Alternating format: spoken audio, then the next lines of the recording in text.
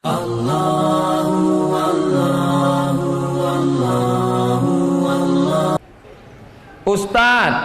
semoga selalu dilindungi Allah, amin. Inilah yang membuat Ustadz Somad tetap sehat walafiat. Yang paling banyak mendoakan saya adalah orang Gorontalo, terutama panitia. Ya Allah, sehatkan Ustadz Somad sampai nanti malam. Habis acara nanti malam terserahlah ya Allah. Pertanyaan saya, apa itu syariat, tarikat, hakikat, ma'rifat?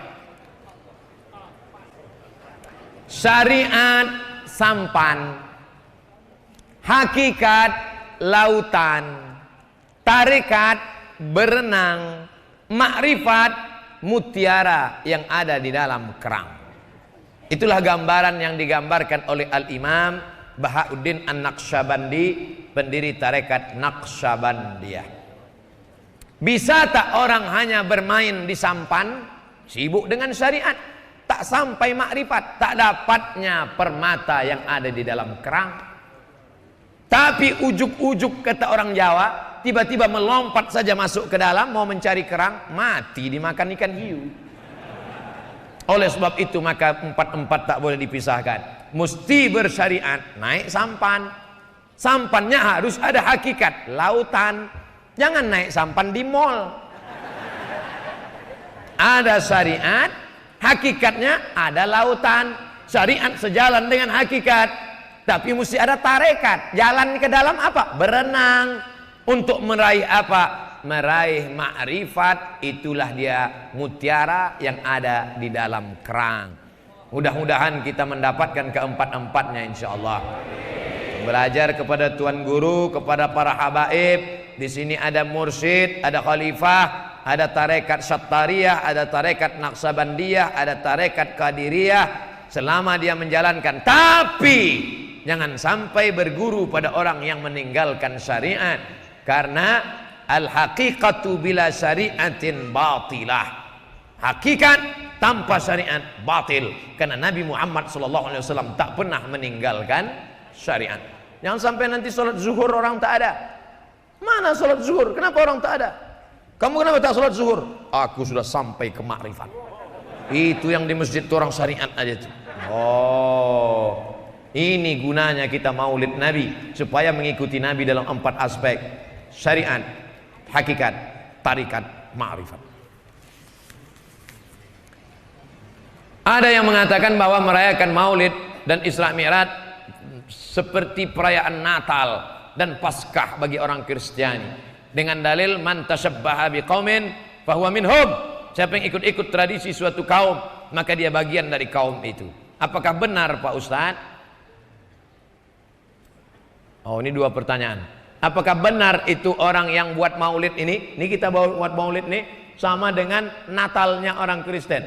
Ini orang jahil bin goblok. Kalau marah saya bilang jahil bin goblok, berarti nggak bisa baca kitab. Baca kitabnya Al-Hawi Al-Kabir, Al-Hawi lil Fatawi, Al-Hawi lil Fatawi, ditulis oleh Imam Al-Hafiz Jalaluddin Abdurrahman As-Suyuti, bahwa maulid itu masyru', disyariatkan dengan dalil-dalilnya. Kalau boleh mensyukuri selamatnya Musa dari kejaran Fir'aun, maka boleh mensyukuri lahirnya Nabi Muhammad sallallahu alaihi. Apakah ibu-ibu bersyukur selamatnya Musa dari kejaran Fir'aun? Kapan, Bu? 10 Muharram. 10 Muharram kemarin ibu puasa kan? Iya Ustaz. 10 Muharram kemarin ibu puasa. Pas ditanya kenapa ibu puasa 10 Muharram Asyura, karena mensyukuri nikmat lahirnya, selamatnya Musa dari kejaran Fir'aun. Fir'aun tenggelam di Laut Merah, maka kita pun bersyukur atas selamatnya kelahiran Nabi Muhammad sallallahu alaihi. Wa dzakirhum bi ayyamillah. Ingatkan mereka dengan nikmat-nikmat Allah. ingatkan tentang nikmat jagung di Donggala, ingatkan tentang nikmat jagung di Gorontalo, ingatkan tentang nikmat sehat di Sulawesi, ingatkan tentang nikmat merdeka di Republik Indonesia. Tapi ada nikmat terbesar. Apa itu? Nikmat datangnya Sayyidina wa Maulana Muhammad sallallahu alaihi wasallam. Ini orang tidak belajar.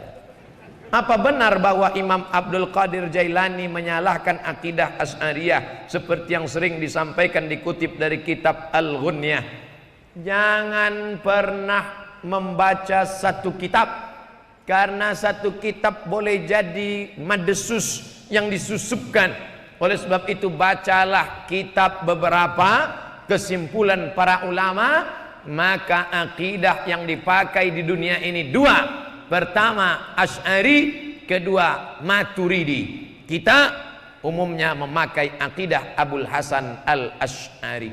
Kitab yang dipakai Asy'ari yang mana? Al-Ibanah atau Al-Luma'? Maka yang dipakai adalah Al-Luma'. Di Al-Azhar yang dipakai Al-Luma', bukan Al-Ibanah. Jangan baca satu kitab hanya satu klaim, tapi baca yang lain-lain. Asli Asy'ari adalah tafwid. Tentang masalah Allah duduk di atas aras, serahkan pada Allah. Itu aslinya akidah salaf.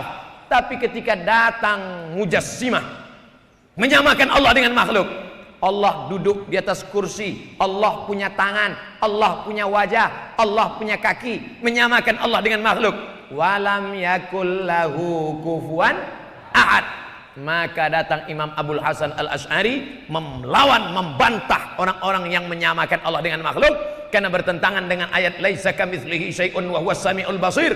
Maka dia katakan mesti ditakwil. Jangan katakan yadullah fawqa aydihim, tangan Allah di atas tangan mereka. Makna yadullah di situ adalah kuasa Allah. Makna Ar-Rahman 'alal arsy istawa, Allah bersemayam di atas aras, bukan berarti Allah berdiam diri di atas aras. Apa maknanya? Allah berkuasa, al-isti'la.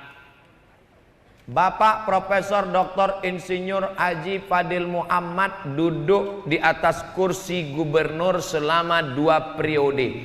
Apakah duduk aja di atas kursi? Apa makna duduk di atas kursi di situ? Berkuasa. Itu makna majazi. Tapi asli makna Ar-Rahman 'alal arsy istawa adalah serahkan pada Allah Subhanahu wa taala. Tapi kalau ada orang yang menyamakan dengan makhluk, maka mesti dibantah. Itu yang membantahnya Imam Abul Hasan Al-Asy'ari. Bagaimana hukum menabur bunga di atas kuburan? Nabi mengambil pelepah korma, lalu dia tusukkan ke atas makam. Kenapa pelepah korma ditusukkan ke makam? Karena pelepah korma bertasbih, tasbihnya sampai ke orang yang mati, tasbihnya meringankan, tasbihnya. Itulah mengapa orang ziarah kubur baca doa, tahlil. Sedangkan tasbih pelepah korma sampai, apalagi bacaan Quran orang beriman. Tapi jangan gara-gara ini pulang dari sini bapak ambil sawit tanam di atas kubur.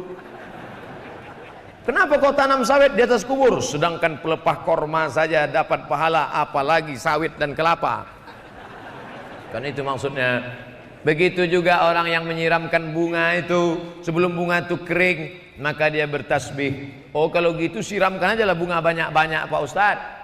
Bahwa Nabi pernah meletakkan pelepah korma basah, ya. Tapi kita jangan terlalu berharap pada tasbih tanam-tanaman, tasbih pokok kayu. Kita berharap kepada iman dan amal soleh. Banyak juga pertanyaan. Apakah saya berdosa jika saya lebih mementingkan anak daripada suami? Oh, anakmu itu kan dari suamimu.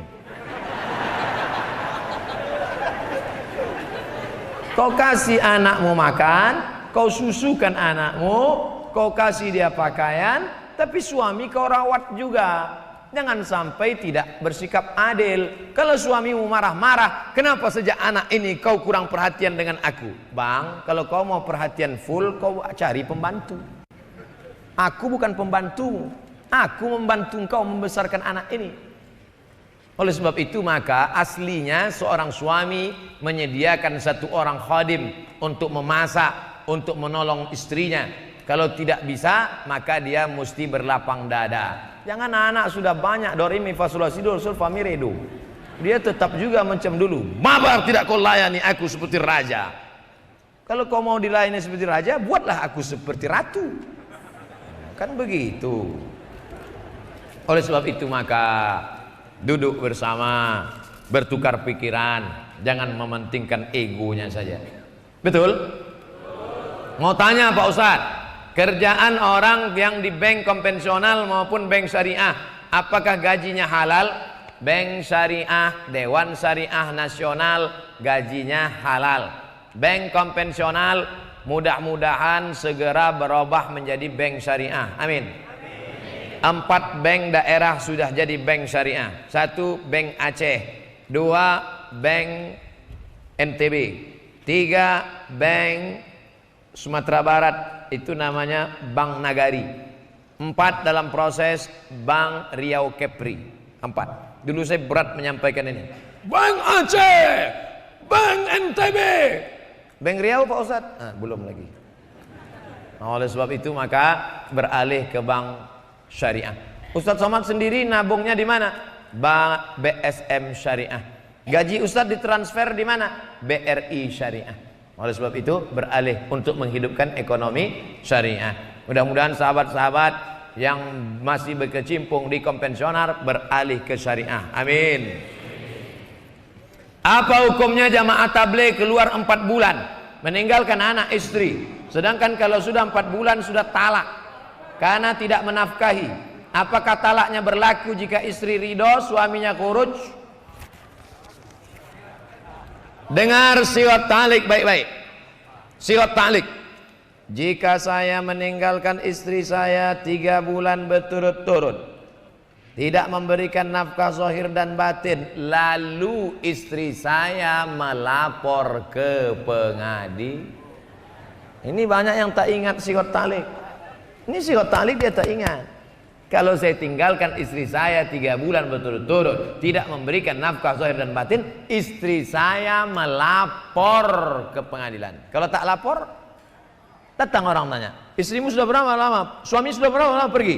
Suamiku sudah pergi 4 bulan. Kenapa kau tak lapor? Jangankan 4 bulan, 1000 tahun kan ku nanti. Ditanya sama Pak Hakim, kamu sudah berapa lama ditinggalkannya? Sudah 4 bulan Pak Hakim. Kamu tidak menuntut? 1000 tahun kan ku nanti Pak Hakim. Kata Pak Hakim, so sweet. Ini jamaah tidak ada namanya.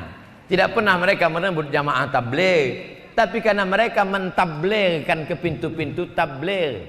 Maulana Ilyas, Maulana Zakaria Kandahlawi, mereka tidak bisa berceramah tabligh akbar seperti ini. Kalau dibuat tabligh akbar seperti ini di India, datanglah Mitun Chakraborty, Amitabh Bachchan, Sanjay Dutt. Maka mereka tabligh dari pintu ke pintu. Assalamualaikum. Waalaikumsalam. Kya hal hai? Ke acha kuch hota hai. Pintu ke pintu. Kamu bisa keluar berapa hari? 3 hari. Pergi sana. Tidak ada ustaz, tidak bisa tabligh akbar. Minoritas. Maka setiap orang diajak untuk mengajak orang ke masjid. Kamu bisa berapa hari? 3 hari. Pergi sana. Kamu bisa berapa hari? Saya bisa 10 hari. Pergi sana. Kamu bisa berapa hari? Saya bisa 4 bulan. Tapi tetap ada amirnya. Dilihat kemampuannya. Ustadz Somad menceramahi orang yang sudah baik-baik. Ustadz Somad datang kemari diundang oleh Al Khairat. Siapa yang menceramahi preman yang mabuk di diskotik? Dugem.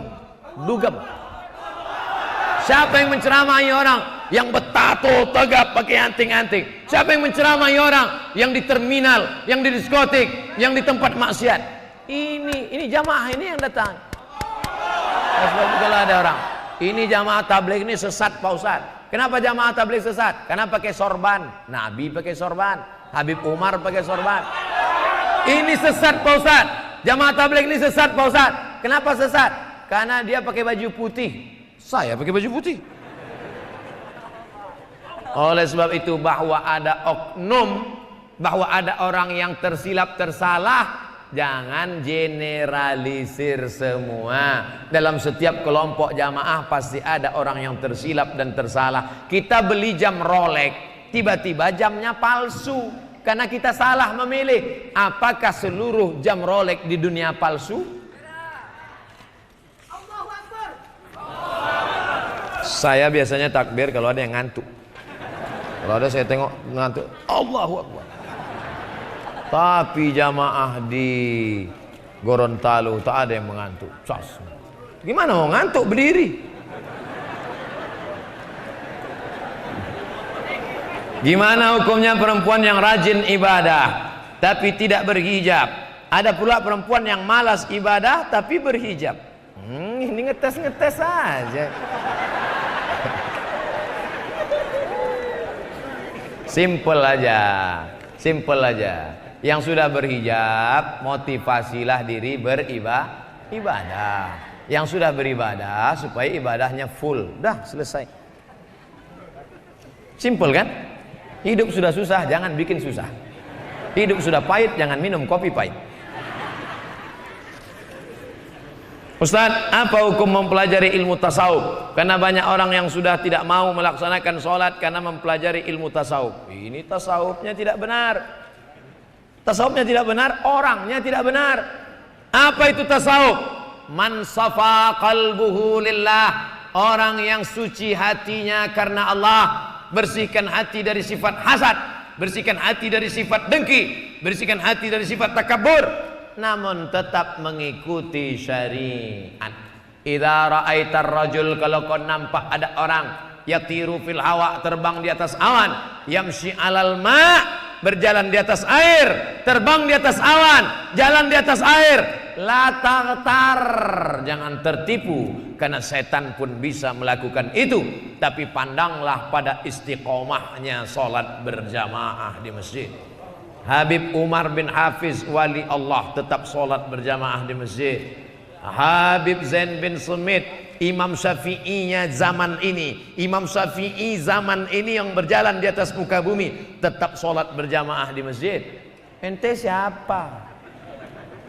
Saya sudah sholat di Sidratul Muntaha. Ente waras. Wali-wali Allah aja sholat. Siapa yang dimaksud? Bangsa Romawi dalam surat Ar-Rum. Ulibatir Rum, bangsa Romawi dikalahkan. Yang mengalahkannya siapa? Persia. Persia sekarang itu di mana? Iran. Rum yang ada di dalam ayat itu mana? Roma. Roma yang dekat Manchester United, Liverpool. Iya, Roma yang di Eropa. Kenapa bisa di dekat Madinah? Ibu kotanya Roma, tapi dia buka cabang provinsi di Yerusalem. Ada cabangnya di Kairo, Mesir, Iskandaria. Ada cabangnya lagi, wilayah jajahannya di Walili. Walili itu di Maroko. Karena Roma punya wilayah kekuasaan. Waktu itu ada dua blok. Blok barat Roma, blok timur Persia. Berperang, lokasi perangnya itulah dia Laut Mati. Disebutkan dalam Al-Quran, Ulibatir Rum, bangsa Roma dikalahkan. Yaitu siapa? Pasukan Roma yang ada di Palestina berperang dengan pasukan Persia yang ada di Iran waktu itu.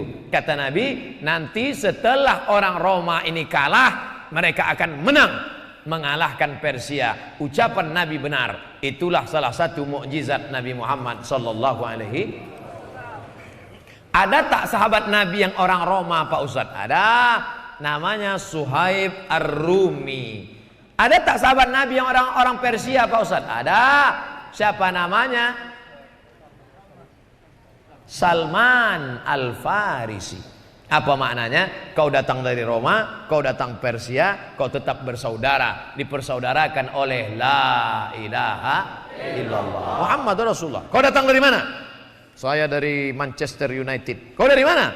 Dari Real Madrid, dipersamakan oleh la ilaha illallah.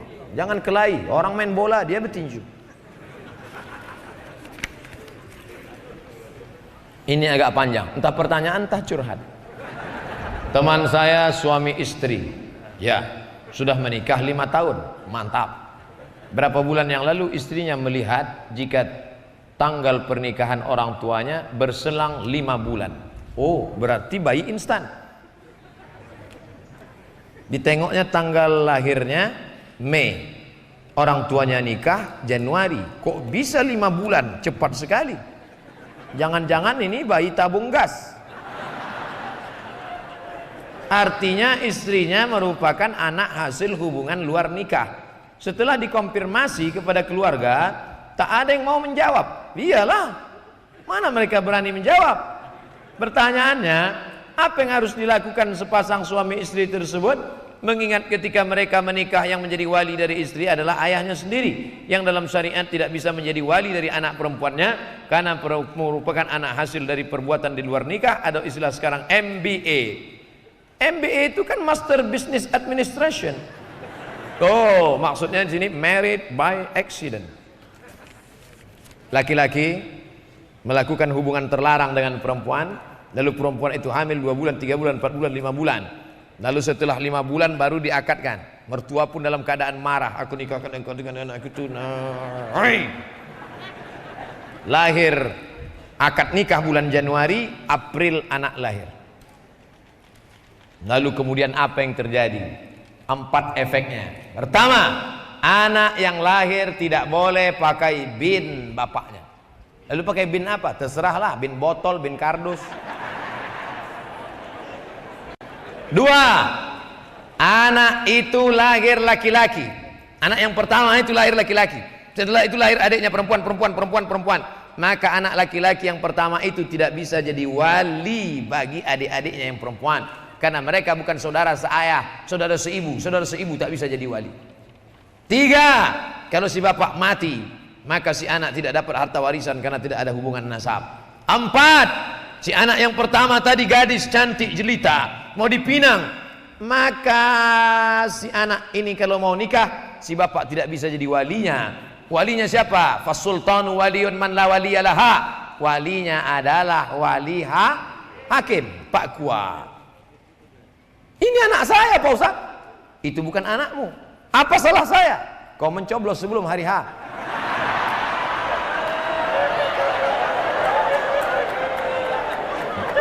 Selesai.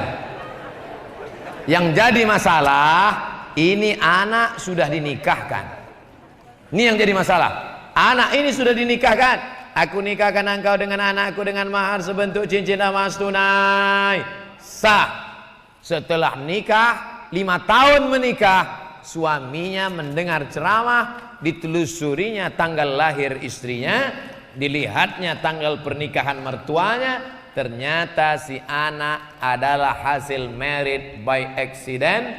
Lalu kemudian si menantu ini sekarang sedang bingung. Nah, ini menantunya yang sedang menulis ini. Gimana nikah kami ini Pak Ustadz? Nanti kalau saya katakan bapak mesti menikah lagi, tentu bapak senang dan ibu menangis. Nikah bapak tidak sah. Dalilnya la nikaha illa biwaliin wa syahidai adlin. Tidak sah nikah kecuali dengan wali dan saksi yang adil. Nanti bapak pulang ke rumah, Adinda, ternyata nikah kita bermasalah, izinkan aku nikah sekali lagi. Akhirnya ibu itu pun mencaci maki gara-gara Ustaz Somad nih, mudah-mudahan Ustaz itu mati tegak berdiri. Ada satu pendapat dari Ibnu Taimiyah dalam kitab Majmu' Fatawa. Kalau sudah terlanjur macam ini, maka dianggap sah. Itulah pendapat paling bawah. Tapi jangan dipakai yang belum kejadian, karena sudah terlanjur kejadian, apa boleh buat. Nah, itu saja. Tapi jangan dipakai untuk yang belum kejadian. Adapun yang belum kejadian, jaga anak-anak kita jangan sampai married by accident. Kuliahkan anak kita sampai Master Business Administration. Amin. Itulah yang dapat saya sampaikan pada kesempatan ini. Kita akan sambung nanti malam di Tanah Lapang. Sama-sama berdoa mudah-mudahan lancar insyaallah. Ala hazihin niyya wa kulli niyatin salihah. Al-Fatihah. أعوذ بالله من الشيطان الرجيم بسم الله الرحمن الرحيم الحمد لله رب العالمين الرحمن الرحيم مالك يوم الدين إياك نعبد وإياك نستعين اهدنا الصراط المستقيم صراط الذين أنعمت عليهم ghairil maghdubi 'alaihim waladdallin. Amin. Allahumma inna nas'aluka salamatan fid din. Amin. Selamatkan kami dalam akidah agama kami ya Allah. Wa afiatan fil jasad, sehatkan badan kami ya Allah. Wa ziyadatan fil ilmi, tambahkan ilmu kami ya Allah. Wa barakatan fil rizqi, berkahi rezeki kami ya Allah. Wa taubatan qablal maut, beri kami taubat sebelum mati. Wa rahmatan indal maut, berikan rahmat ketika mati. Wa maghfiratan ba'dal maut, berikan ampunan sesudah mati. Allahumma hawwin alaina fi sakaratil maut, ringankan ketika nanti sakaratul maut. Wan najata minan nar, selamatkan dari api neraka.